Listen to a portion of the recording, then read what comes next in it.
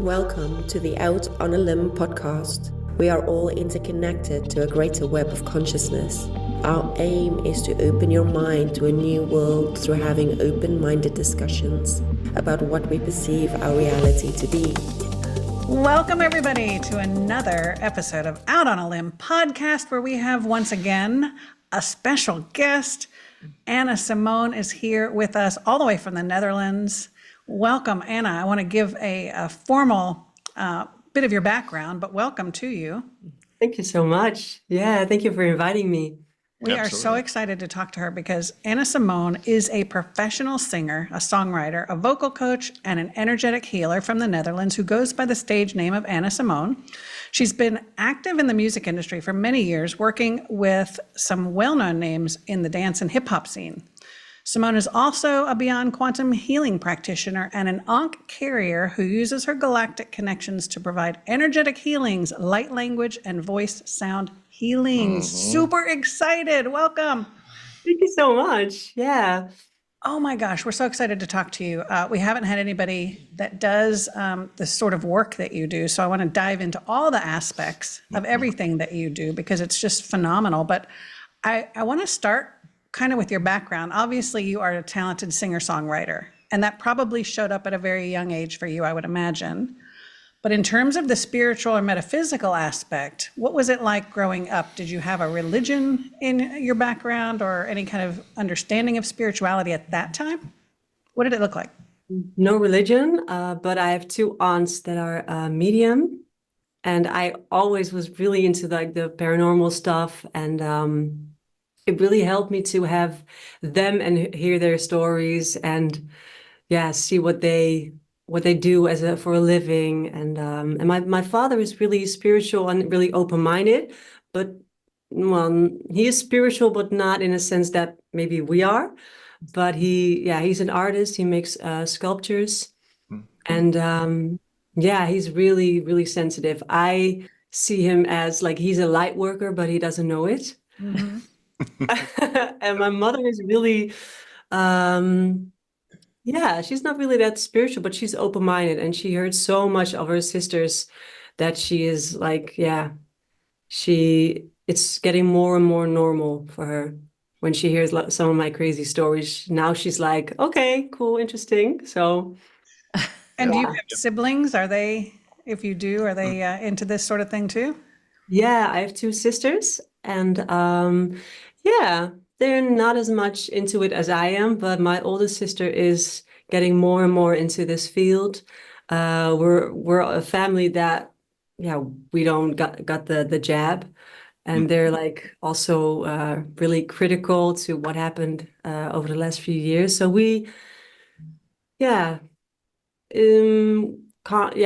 consciousness. We're how do you say it in English? We're aware of things. Mm-hmm. Interested in stuff like that. So it sounds like you've come from a creative family between you and your dad. Are there other people in your family that are also creative? Yeah, my middle sister went to the art academy. My mother also, it's not like she's an artist, but she did the artist academies. And she did photography and texture, like how do you the fabric area of art. Oh, okay. Wow. Only one sister was not really into the art schools, but me, my father, mother, and other sister, we all did. Well, because we all know that this creative aspect is what taps us into our intuition, and it is through the practice and the creation of things like that allow us to let the left brain kind of step aside and let the intuitive juices flow. So it's no surprise that you and your dad are kind of interested in the metaphysical or the consciousness aspect. Take us through that childhood then and growing up and into young adulthood in terms of how all of this progressed for you in terms of your music and your songwriting and all of that. Yeah. So when I was 11, I got really addicted to singing. There was this band from my city, and they became huge in Holland. And they were like the big band of my city, and I started to listen to it, and I was addicted immediately. And for years, I didn't want to go to singing class because I thought it was going to be really classical. And yeah, I didn't realize that singing lessons could be like fun and pop. So yeah, I Rebel. Right. yeah, I was like when I was younger in I think middle school you call it. When I was 8 years old, there were friends and they went to this choir. I was like, I'm not going into a choir. I don't. That's nothing for me, you know. So it was this thing that it didn't pop through like immediately. But years later, when I was 15, my parents said, "Okay, go to singing class. Here's a workshop. Go for it." And I was so happy. It was my mom who eventually, yeah, pulled through. And yeah, then everything started off, and I immediately had voice issues. So when I was really young, I had a really low voice, and people literally said to my mom, like, "Oh, I hope she's never gonna sing." And yeah, so when I started singing, yeah, I had a lot of bad voice every day, talking, singing. And yeah, when I was 16, 17, I went to music school. And that was also an area where my health was getting worse. And like the normal doctors never really could help me. So we went to like, I don't know how you call it in English. We say mesoloog or Alternative medicine or holistic or yeah, stuff like that. So I went in that area, and that really started, I think, like the holistic approach that I'm still into. Yeah, so yeah, I went to study a music school, and when I ended that, I went to like a bigger, like the university type of music school, but I was really unhappy there. It was not my place, and I quit. And then I started another music school. It was like the lower version, like not the university. And that was amazing. Martin Garrix was just finished at school, and he was already like, do you know Martin Garrix? no, tell us. Yeah. Oh, like he's like one of the most famous DJs, producers in, yeah, in the last maybe 7 years. Like he really popped up, and he was like really young when he had a breakthrough, and he's touring with all the big names. So some of our Interesting. European viewers, I'm sure will know who that is. I'm curious, like with the university compared to then going, because my son kind of did the same thing where he went to a university to study and he couldn't identify. Like he was just like, I'm a person studying, but I don't feel like I'm a student here. And then when he switched to a smaller school, it's like he could plug in and connect with people. So what was that difference for you? Did you just feel like your creativity was able to express itself more? Or It was a few different things. Let me just do this and this because I don't know the name of the MBO. So the lower one, it was really practical and personal. How do you want to put yourself into the world as a musician and entrepreneur? And when I finished that, I was like, yes, I'm not ready, but I am. I built a good base. And then I went to like the higher version, the HBO, the university like. And then it was like study, study, study. It was not as practical as I wished. There was not a lot of room for authenticity, your own process, and I was like not good enough at the theory stuff. And yeah, I just got really sad. Yeah, it was. There were things missing here, and there were things missing here in my first one. And then I went to my third study. It was also like the lower one, and the two amazing things of these schools were combined in this one. So it was perfect. You know, that's interesting because it does speak to, I think, university and colleges in general, the same thing here. For example, we have technical schools that teach you the practical skills, excuse me, so that you can come out and actually work with your hands or do something, have a skill and start working. Where when you go to four-year university, unless you're going to go for law or to be a teacher or a dentist or something that you have to have a university degree for, a lot of times you'll come out with an English major, a psychology major, sociology, and you don't have job skills. You're not learning practical stuff. You're learning the theory, and you're being fit into a mold, kind of like you talked about. You all have to come out looking all the same, but having no skills really. So I'm glad that you mentioned that, actually. Yeah. I also saw that with my sister when she studied at the art academy. It was like the higher degree, and it like the university scale, and it was like only practical, but not the entrepreneurs. Entrepreneur, yeah. Yeah, there was like nothing about that. And I was like younger and like doing like the lower version. And I was like, why? Where's this? Where's this? Where's this? And yeah, I thought that was so weird. Wow. Yeah. So a lot of times young people have a difficult time breaking into, for instance, the music industry. So what was your big break, or how did you make it? I think I never really made it. So that's a funny question. No, there are certain things that I've done that I'm really proud of and that I'm really grateful for. But I think there is this dynamic in my career that I really tried to go for it, but never fully did it. And I think that had to do with blocks and traumas. But also I really believe that I was not ready for, if I would have a big breakthrough, I was not ready. I didn't feel safe in the world. I didn't feel safe around men. Like in the music industry is full with men, of course. I didn't always felt safe on a stage. I learned to sort of develop like not an alter ego, but you step into this role and this performance diva, and I love it, but it's not honest. So the last years I've been really like breaking down all these these masks. And yeah, so when I stopped like my second school, I quit it. The moment I quit it, I was happy again. So that was really good. And then I got this big opportunity to sing an anthem of a hardcore song. And hardcore is not my thing, but it was like really cool to do. I wrote it together with Outlast. He once had a world hit. Outlast? No, Outblast. Blast. Yeah. Oh, Outlast. In Korsakov. Yeah.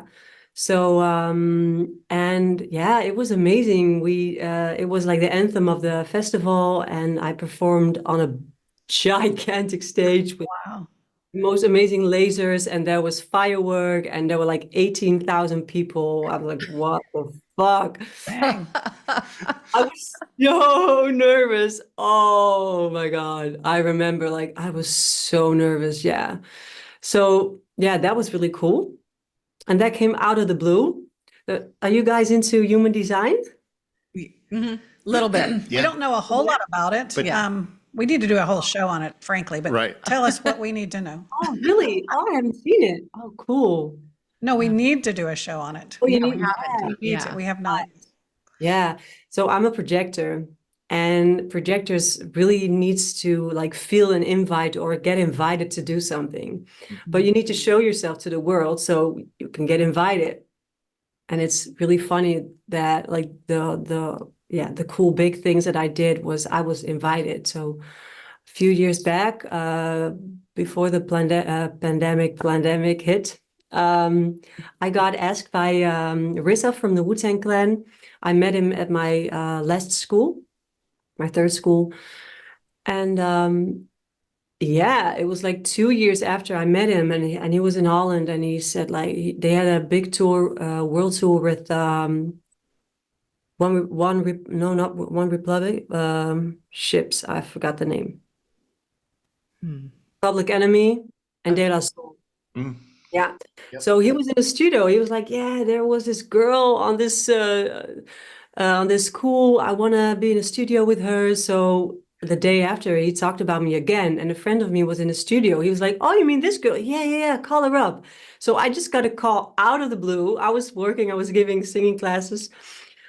And I was like, okay, I'm canceling a few of my students. I'm going to Amsterdam right now. I'm like, what the fuck? Yeah, Yeah. I went there and it was too late for a studio session, but it was also funny. He came into the hotel and he's like, here, I have a gift for you. And he gave me this like super amazing gel synthesizer. It's like he gave me this gift. I was like, thank you so much. Wow. And yeah, we hang out and I said like, yeah, do you do you have time in Paris tomorrow, in Berlin this weekend? Yeah, come to Berlin. We have a studio session. Yeah.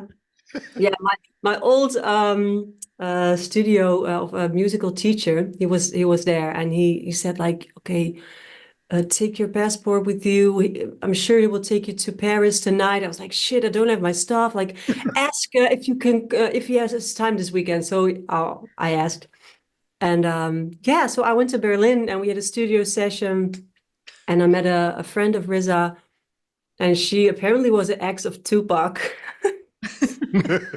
Oh, it was wild. And we had a studio session with a few members of the Wu-Tang Clan.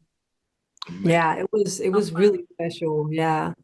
That's so neat, your claim to fame. It's always exciting. What do they say? Destiny is for the prepared or something like that. Yeah. There's, Yeah. like, always be Right ready. place at the right time, but you got to be ready for it. Got to be ready right? for it. That's right. Yeah. Very good.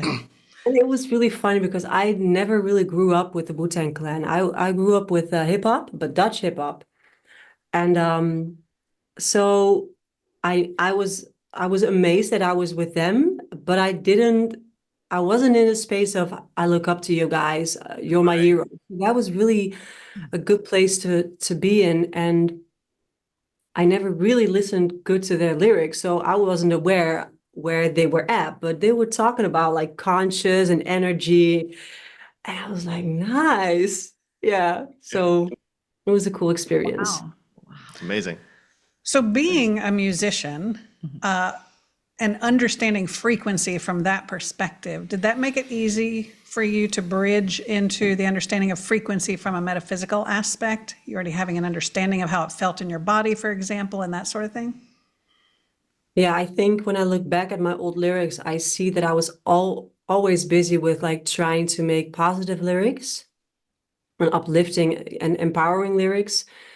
But yeah, for the last 6 years, I was like really aware of words and the frequency of like really feeling, okay, this energy of this word, I don't want to say that anymore. I don't want to use that, or let's use this. And I think 2 or 3 years ago, I started to dive more into like the healing frequencies of for 32 hertz Mm-hmm. or the 528 hertz and stuff like that. And I found out how I can do it in my laptop, how I can record in those frequencies. Yeah, so, but yeah, I think 6 years ago it really started to, like, it was more that I didn't want to do the unconscious stuff anymore and only like, yeah, how do I say it? Work with intention, work with frequencies, and So yeah. essentially what you're saying, though, are words hold frequency. So it's not just about the words as they affect your conscious mind, but also the words as frequency and how they affect your unconscious mind. Yeah. Is that kind of what you understand? Yeah, but also really, really the frequency in your body. I went to this party and I loved the music, but my body hated it. And I was like, okay, I'm leaving because this is just unhealthy for my body. I go out of my grounding. Yeah. So yeah. Yeah. I love that awareness. Oh, yeah. So it's also the body, of course. And yeah, is that a bit an answer to your question? Yeah. But I'm curious because you often tell, when you do a sound bath, you often tell people that if this particular sound makes you feel uncomfortable in your body, Right, but to it's kind of work. But I look at that as more of like, it's like any ceremonial aspect. It's kind of the set and setting aspect of it. If you're just going to a house party and they're just jamming out with a bunch of different music, you're going to feel different. And it's not to sit in that and try to remove blocks. Right, you're not in a healing You're not setting. in a healing, but with a sound bath, if there's a gong or a bowl or some sort of tone that doesn't quite resonate with you at that moment, it's going to be temporary. So just breathe through it, because it is probably opening some channels that are stagnant or blocked, or Right. you know. So and it can be uncomfortable. I mean, there are plenty of tones, and I'm one that experimented early on with different pure tones, and I'm one that likes to find the one that does make it's difficult to listen to, and some of these frequencies are very difficult to listen to.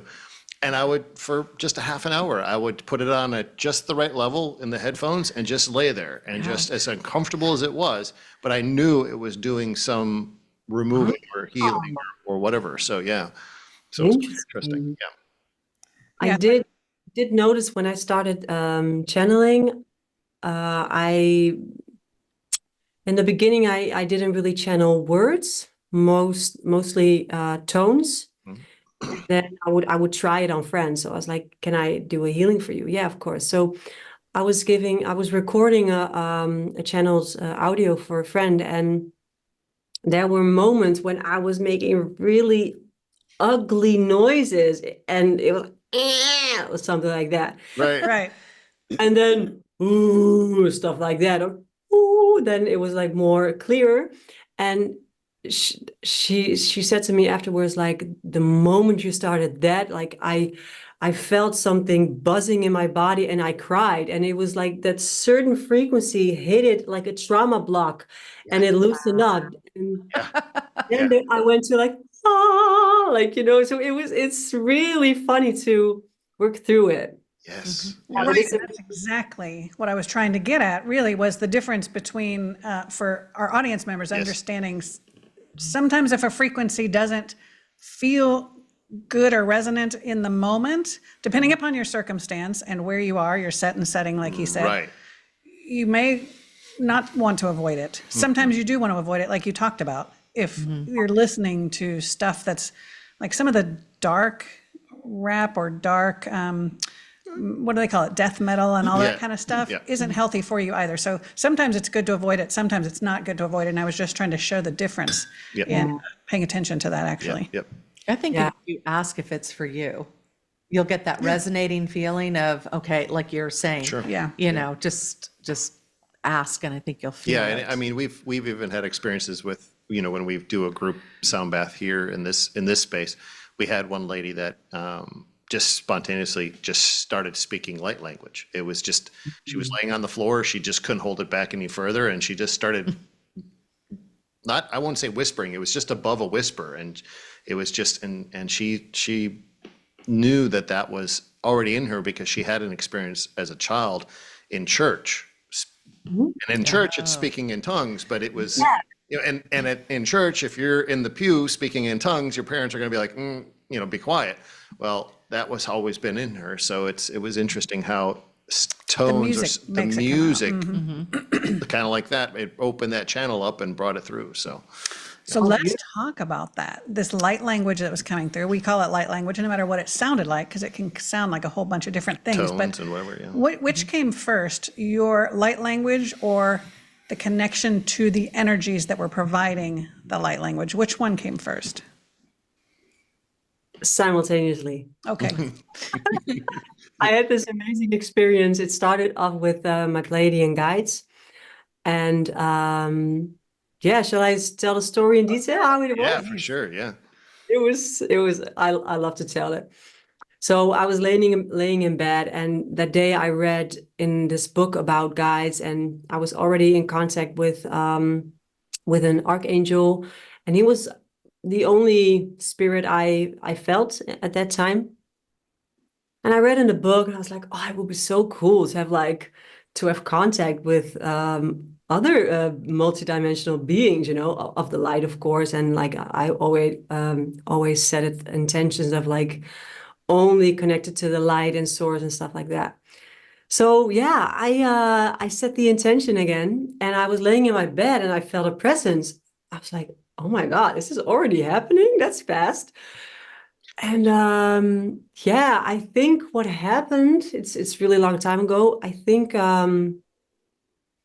I started to ask questions like, hey, is there anyone here? And can you give me a sign that you're really here? And I felt this energy moving through my body from my legs up, and my face started to changing on it open, big eyes. And I was like, oh my God, there is like an entity in my body, but it didn't feel like wrong. So I was in the trust moment. Uh, yeah, and I was like, okay, maybe I'm doing this, like maybe I'm making this up. So I said, like, yeah, can you give me like a really big sign because Because the first sign wasn't good enough. Right. no, I mean, you have to be critical. So, and then I heard in my head, like, let go and trust, let go and trust. I was like, you know what? I'm just gonna lay still and do nothing. And then my body started to shake, and even faster and faster. And I was like, and then it stopped, and I was in the black void. I was in total bliss. It was like my whole body was tingling. And I was like, holy shit. And I heard in my head, Pleiadians, Pleiadians, Pleiadians. I was like, oh my God, I'm having contact with the Pleiadians. And then I said something like, yeah, can you guys, or do you guys have some information you want to share? And they said, no, we just want to have like a first connection. And I was like, okay, thank you. Can you do maybe a healing on this part of my body While we're at it. now, tonight, while you're asleep? I was like, okay, thank you so much. And then I think I was maybe singing already what I heard in my head, but then it ended, and they ended it with ooh, and they tuned out. And then I was like, oh my God, I have contact with aliens. My life just changed. What the fuck? So that was wild. And from that point on, I almost every day we had contact, and I channeled. And first day really started with sounds, and then with vowels, ki, ke, ka, mo, stuff like that. And later on, like they learned me the alphabet, and then they learned me. Then I could do different light languages. Wow. That is how I see it when I look back. And because at a certain point, it was just like, okay, when I channel for this person, it is like almost Russian. When I channel with this, am I a shaman, or like it changed. So yeah, that was really cool. That is interesting. So with the different versions of this light language, Russian or shamanic or whatever, is it still just the Pleiadians, bringing different frequencies through? Okay, so it's other energies. Who all do you have with you now then? I don't know. Thank you. Yes. It's really like the person who I have before me, and I channel for like his or her connections on a soul level. That is where I tune into. And I am just a messenger with frequencies or codes. I really see it as a transmission. A lot of times people say like, oh, do you know what you channel? Like, can you translate it? And I'm like, almost never, because I don't think it's always, you can't always really translate it, I think. And it's really a transmission of energy. That is how I see it. We do an experience where we have a pool, and in the summertime when it's nice and warm, we do a so-called Reiki healing attunement in the pool, where I'll do some channeling work while Allison's working, from behind them. And it's very similar. As I approach them and I put their hands in my hands and I connect to them, It's not my collective that I normally channel. It's a direct soul connection, and it's whatever they need at that moment. That's how it's going to come through. And we've had repeat people come through, and from year to year, and it's different each time. It's a different aspect of themselves or a different aspect of their soul that's coming through, that's giving them a message. So it's always so beautiful when that happens. So Yeah, beautiful. And what it reminds me of is that in one of my latest BQH sessions, I got the information that when I channel, I am tapping into the future, into the golden age, that we are like really, really into it. And that I am bringing those frequencies to the now, so we can go faster into like really like the light, the love and the golden age area. So that was really cool. I was like, oh wow, yeah. So That's amazing. it can be so many things, right? right. Yeah. So you are also a Beyond Quantum Healing Practitioner, BQH, and we first connected on the quantumhealers.com forum, founded by Candace Carl Goldman. And for anybody out there who is a practitioner, feel free to check that out, because you are welcome there. We just have a really good time together there with colleagues. But then did you get trained in BQH after this whole Pleiadian connection? Yeah, I only did the course. I finished the course last year, May. And that's how I found you guys. I think I saw a post of Candace talking about you, and I checked out your podcast. I was like, oh wow, this is so cool. And yeah, that's how I Now you're on it. Right. Yeah, because you reached out about Cool. we on one of our podcasts mentioned something about a research link to do some research on medical stuff and whatever. And you had reached out via email, and that's how we connected. And when I because you had put in your signature line a few of your links, and I started looking at them, and I was like, okay, there's something here. We need to get you on here and get talking. Yeah. So yeah. So So go ahead. I wanted to ask Will, like, what songs did you check out? well, just a few. I didn't listen to a plethora. I like to dabble, so they're on my playlist, because on Spotify I keep them on my playlist. And what I do is I bank a lot of stuff. I'll hear stuff from different podcasts, from different things, and I'll put them on a playlist.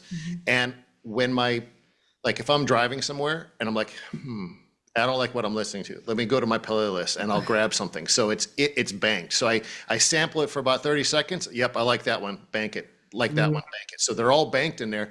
So yes. Just a variety. Just a variety, yeah. So I haven't listened to everything at full length. So to be And transparent. Simone does have a lot of samples on her website, so if you want to listen to it, and I liked it. It was great. Yeah. It just makes you want to get up and dance. It's Yes. really fantastic, Yeah. and her voice is amazing. Yep. Thank you so much. But there was something that happened with the Pleiadians in terms of a blue crystal or something. Tell us Yeah. that story. Yeah, so I think it was in the time of in the first few months we had contact.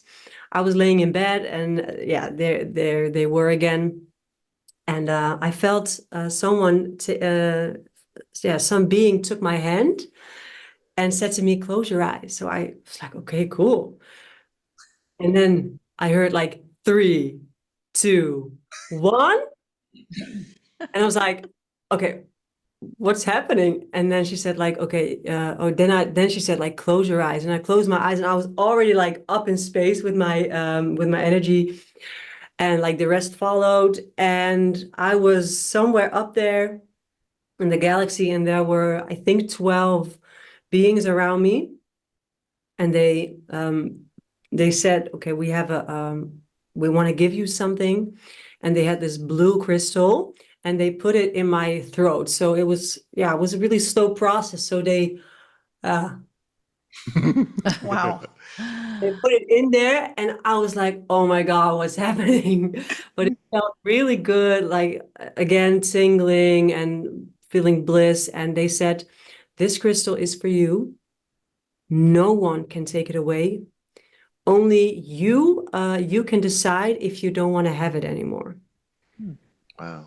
Hey, wow, thank you so much. And I didn't really knew much about it. But later on in my life, there were all these moments where I got more information about the crystal, more information. And I'm still getting activations or informations now and then, every now and then. And I think for maybe a half year, I wasn't really sure what it did. I was like, maybe when I sing, it gives extra healing energy.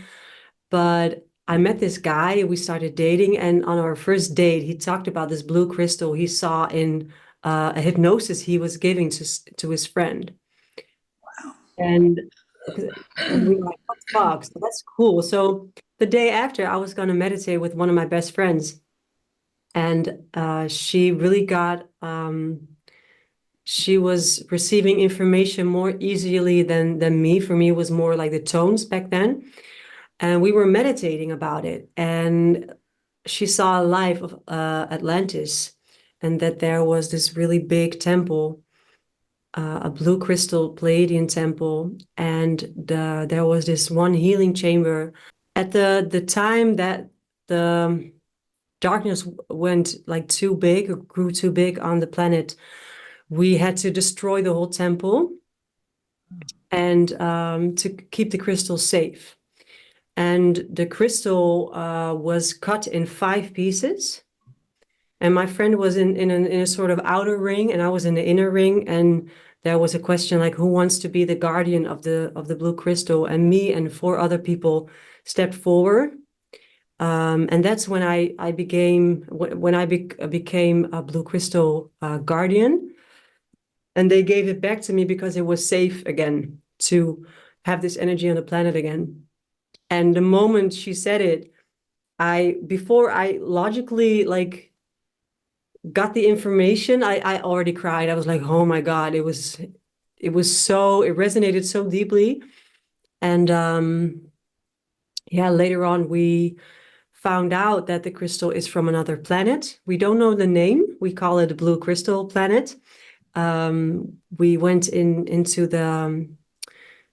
the earth. We did a meditation and we went into the earth, and then there was a portal and we went into this wormhole to another galaxy, and there was the planet. And then we had this whole this whole event was happening there, and we were guided to like the big temple with the origin where the crystal comes from.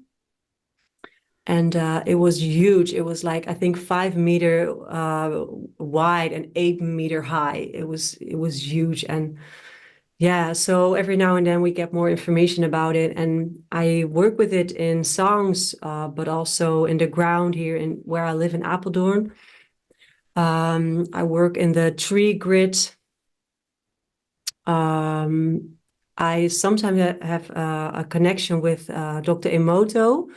And we work with the blue crystal together. So it's really, really interesting. That's amazing. That is amazing. And Dr. Emoto is the one that is probably the premier studier, researcher about water and the consciousness of water. Fantastic. We've talked about him a couple of times on the podcast. Yes. Yeah, and the podcast with the Dutch lady was so interesting. Right. Patricia. Right. Patricia. Yeah. Mm-hmm. Yeah. She's I saw her BQH course. She was in it, right? She probably. Yes. She's I been think on. she had one in there. Yeah. Like we have a video, or we've done some bits of video in some of the BQH courses. Oh yeah. Patricia She has. Sure. She's been Patricia has as well. on the forum for a long time. But I wonder if you guys live close at all. I don't think so. Where does she live? Do you know? I don't remember what town, but I mean the Netherlands are not that big. Well, That's why you're going to Paris and to Berlin and all these places that are like really close. We've been to the Netherlands. Yeah, we've been to the Netherlands. Compared to the United States, where it can take you 4 days to get from one side to the other. I mean, you just said something and I had a question. Now I'm lost. What did you say, Will? Oh, you went to the Netherlands. How Oh, yeah, was it? We were in Amsterdam when it was like 98 degrees that summer. It was we had crazy. we had a layover from, well, that was, Well, we went twice then. yeah, so we had a layover from Prague. We were flying from Prague back to the States, and we had a layover in Amsterdam, one night over. And then when we were there with one of the exchange students, or were we not? Yeah. We hosted exchange students from Scandinavia and Europe for about 13 years. So yes, so very familiar We've with a been lot over of there a that. couple Yeah. of times, but we were staying with them, I think, in Frankfurt, and they took Yes. us through. No, we were staying in Brussels. Yes. And we drove to Amsterdam, and we spent the whole day, which was Yep. lovely, but hot as heck. Yes, 'cause it was one of the hottest. Nobody's ready for 98 degrees in Amsterdam, so there's no air condition. Everybody's sweating to death. Yeah, But we went into the Van Gogh Museum, which was one of my yeah, that favorites. was amazing. Nice. Well, it's funny. My aunt, who's a medium, she channeled Van Gogh.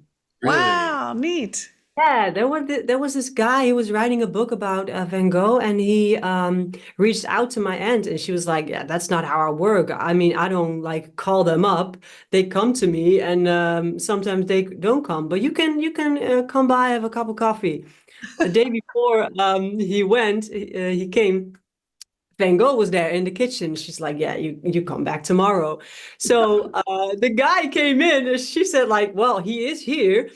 And she channeled all this technical information about, like, I think it was something in the area of like mixing paint techniques or something like that. And he was like, "Oh my God, this is amazing information for his book." And now the book is out, and yeah, and my father is an artist, so he's like, "Oh, did you have contact with Van Gogh? Wow, Vincent Van Gogh, yeah, so cool." Is this your dad's sister?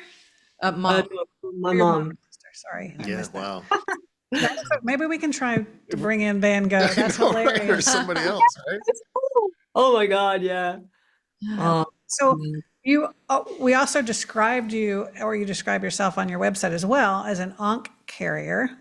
Yeah. I wonder, does that have anything to do with this blue crystal? Is this something separate? What is an ankh carrier? Tell us.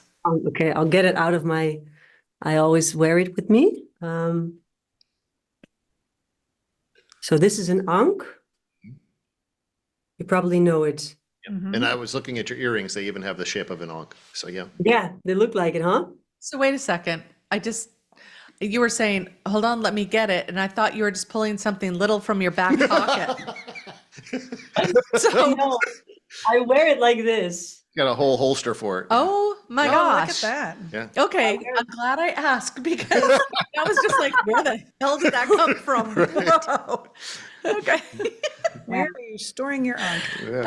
Wow. Okay, that is seriously, carrying it. She's an ankh carrier. That's right. So what does that mean? That? Yeah. Yeah, so an ankh is a cosmic instrument, and it amplifies the energy 750 times. So everything is more powerful. And you can do healings with it, clearings, healings. And an ankh is manifesting, it's the energy. How do I say it in English? Sometimes I struggle.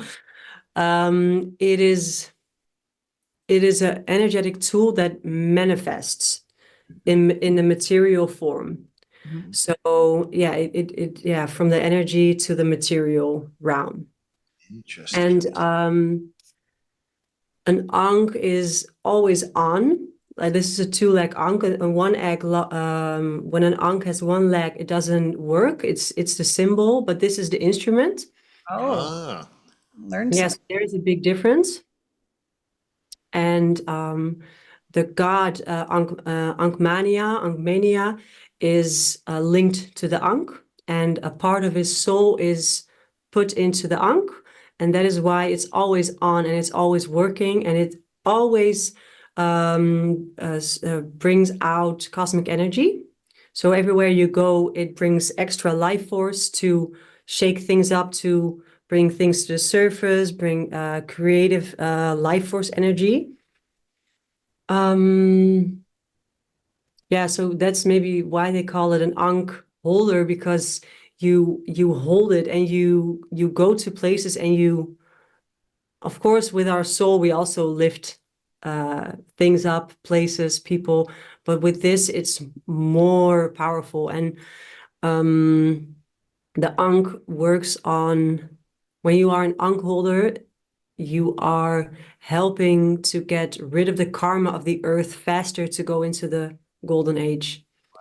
So an ankh is not on the earth when it's a dark age, because it can't amplify the dark stuff, because it amplifies so much.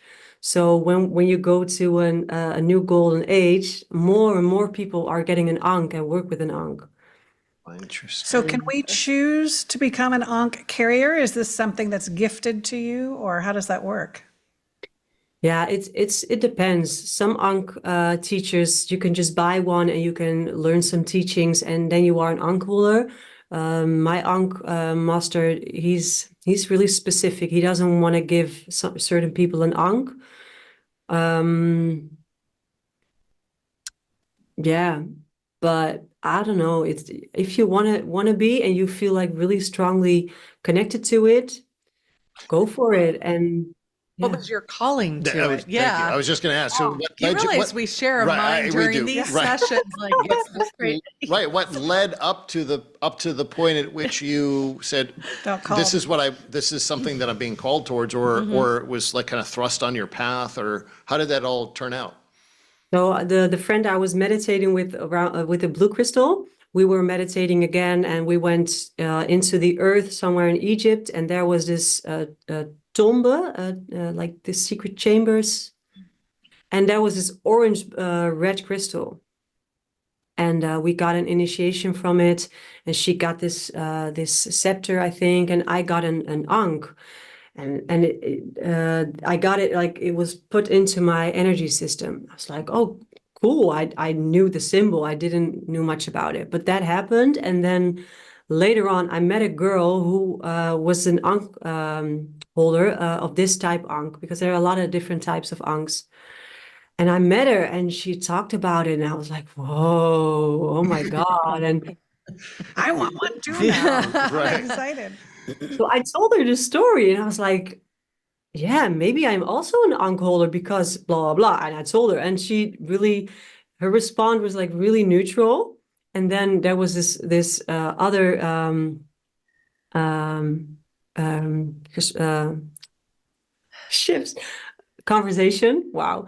We had this conversation, and then she was talking about it again. And now I said my story again. I was like, yeah, the blue, with the red crystal and the ankh. And she was really, really neutral. And I was like, maybe I'm not an ankh holder. And then she was going to give me an ankh healing. And we were talking about going to the next level in my own journey, but also with my company. She said, why don't you get an ankh?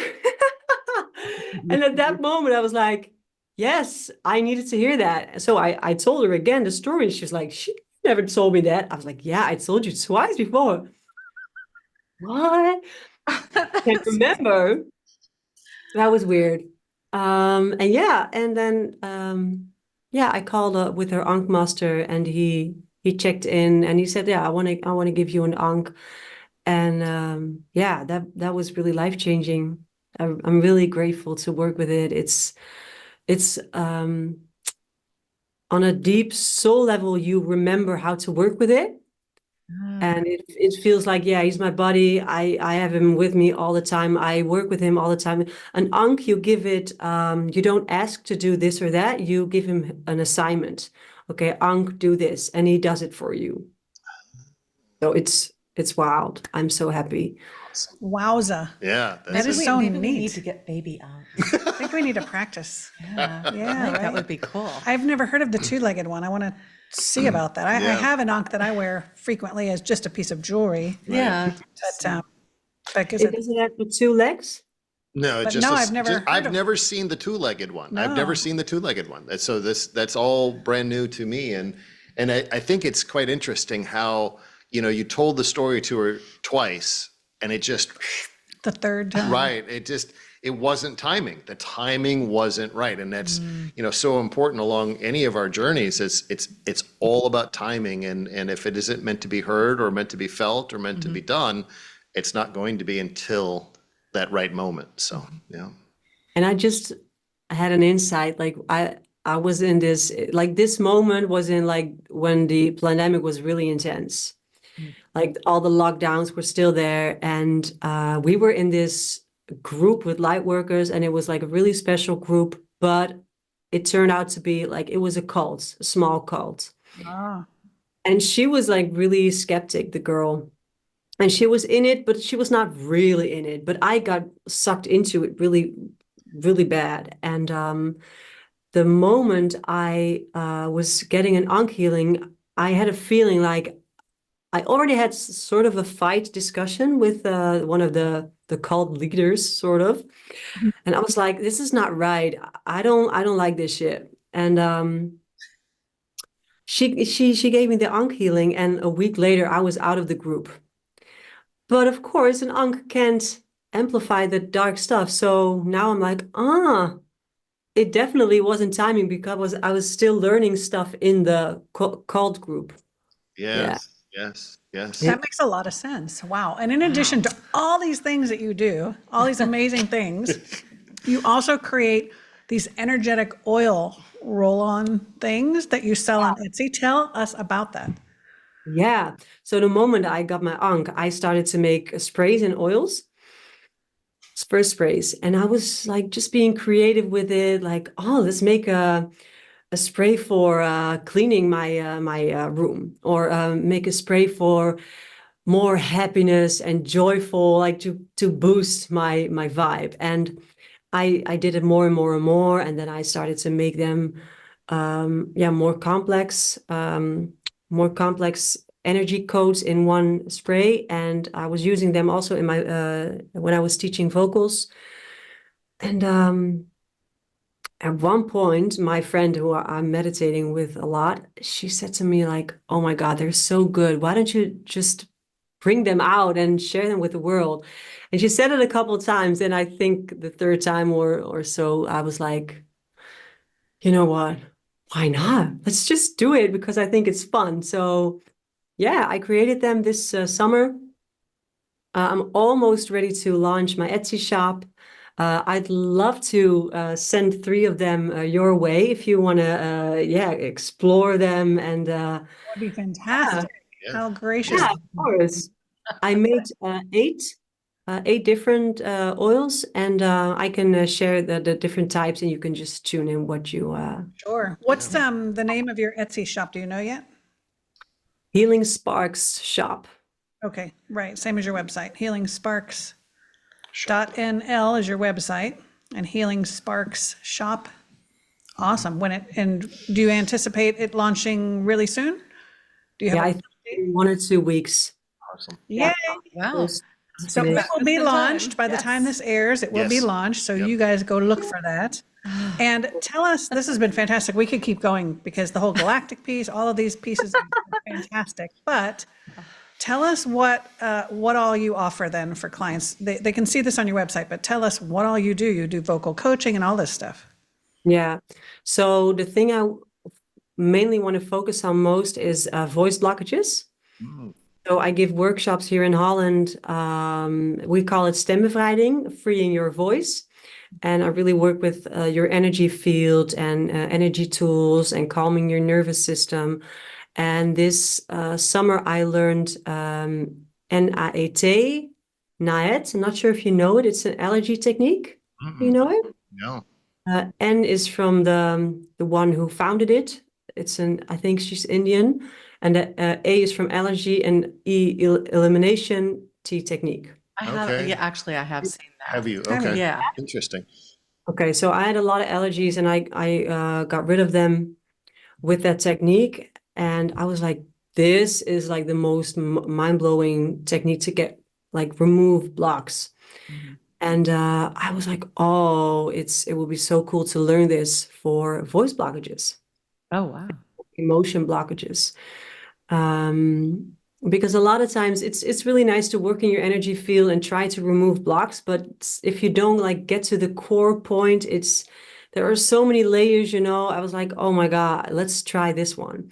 So I just finished the course, and I will be doing that as well for the voice. So NAIT for the voice.